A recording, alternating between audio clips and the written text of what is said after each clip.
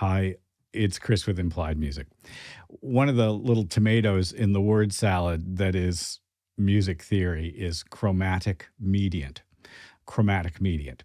Well, it doesn't really explain itself in its name, but I think by the end of this video, you'll know what it is and how to use it. Super useful as a non-diatonic chord concept to harmonize melody for epic music, for game music scoring, or just injecting a little color into, any chord progression. Let's take a look.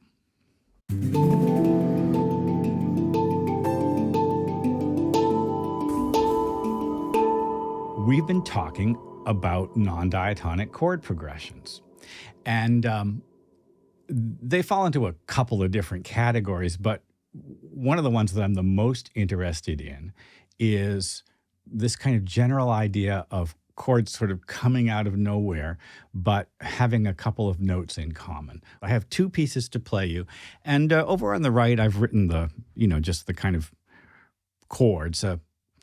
Let's listen.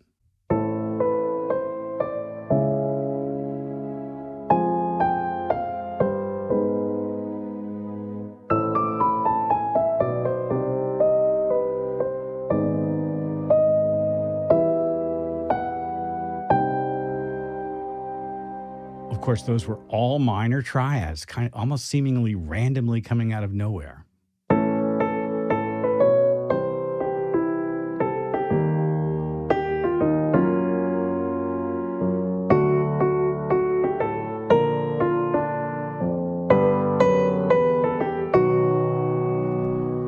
And by contrast, those were all major triads. Looking at the chord progressions, you'll see that the root motion was always in thirds. I think we're going to have to do a little review before we start talking about the word mediant and about how it works. So let's just kind of jump into that. In a scale, each note has a sort of a classical name. And it goes kind of like this.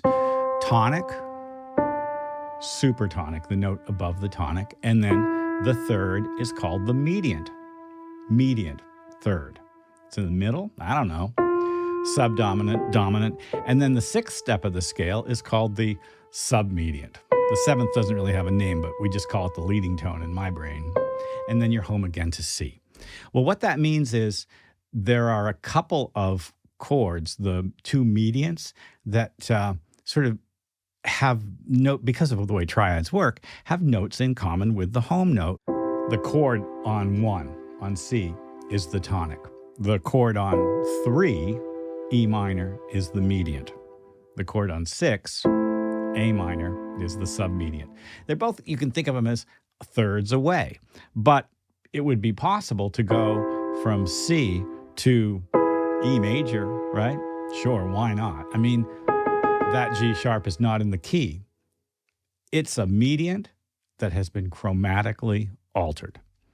The conservative definition of chromatic mediants is motion to a chord a third away that has been, and at least one of the tones has been chromatically altered. That's the sort of conservative definition. We can extend it for our own use if we'd like. Now, it doesn't have to be a major third away, like to go to 3. I can go from here, I can go to E flat major. Great. I kind of like that. Now, in the key of C, there's two alterations. There's the E flat and the B flat. Double chromatic mediant. Nobody says double chromatic mediant. They just don't. But it's a cool sound, right? So C, E flat major. It's triumphal. Big. C, E major. Also a big sound. I kind of like it. C, A minor. Not chromatically altered. C, A major. Kind of beautiful and chromatically altered. C, A flat major. Well, that's another double chromatic alteration. So far we've done major chords, all major chords, haven't we? And yet I began this with a minor set. So let's go back and listen to that minor set.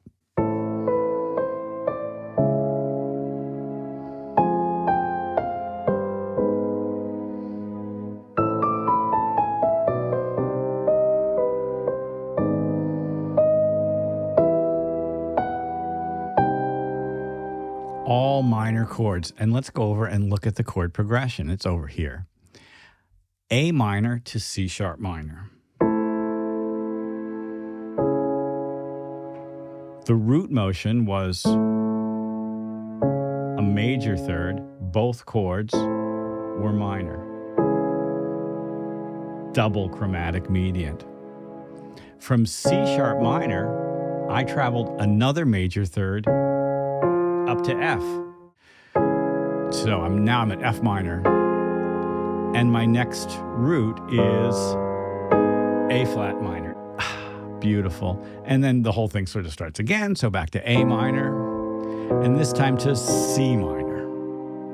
And then from C, a major third down to A flat minor, a major third down to E minor, a major third down to C minor. These are epic sounding chord progressions, and I'm using them in a way that is kind of tricky, and I think is the best way to use them.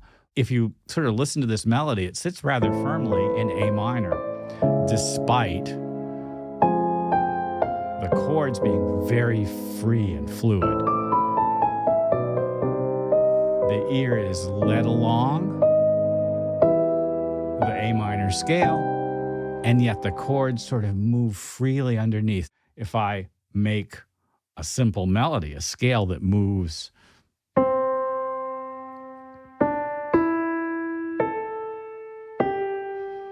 along the pentatonic scale, say, and I want to harmonize it in a way that is surprising and energetic, that isn't just C chords, which would be fine if we were at church in 1880, then I'm sort of going to draw on my use of chromatic mediants or root motions in thirds. I'm going to pick A flat as my first chord. It's a chromatic mediant away from C. And then we'll go to E minor. And then we'll go to G minor. So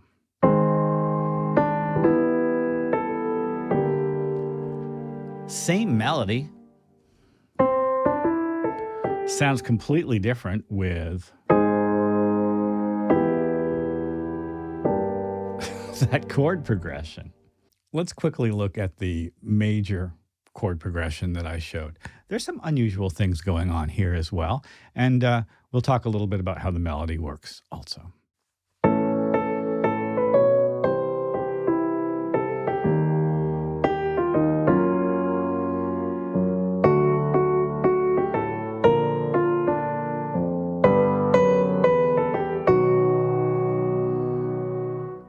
Now, I let the melody float in and out of different scales, although there is some tonic gravity or tonal gravity, right?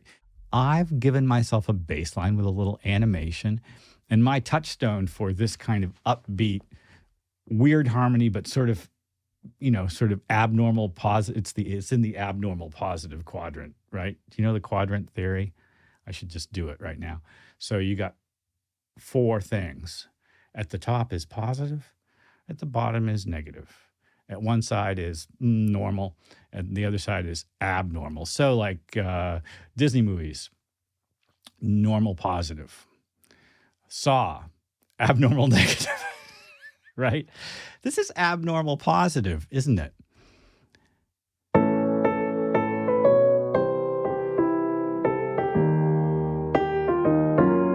little upbeat major 7.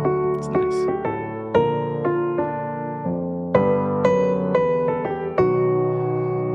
I kind of like the feeling of happiness that it gives us, and yet the slight sort of twist of quirkiness. You can't get certain things unless you break rules, and chromatic mediants offer us a way into that. If you take nothing away except this idea, you can just say, I am free to have my roots move in major or minor thirds away from the chord that I'm on. The melodic tone is the guideline, and I just let it be the root third fifth of that new chord.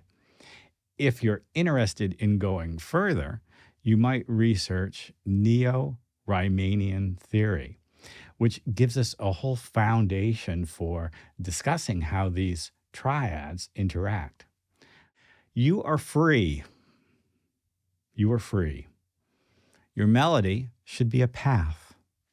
You can adorn that path in a number of ways.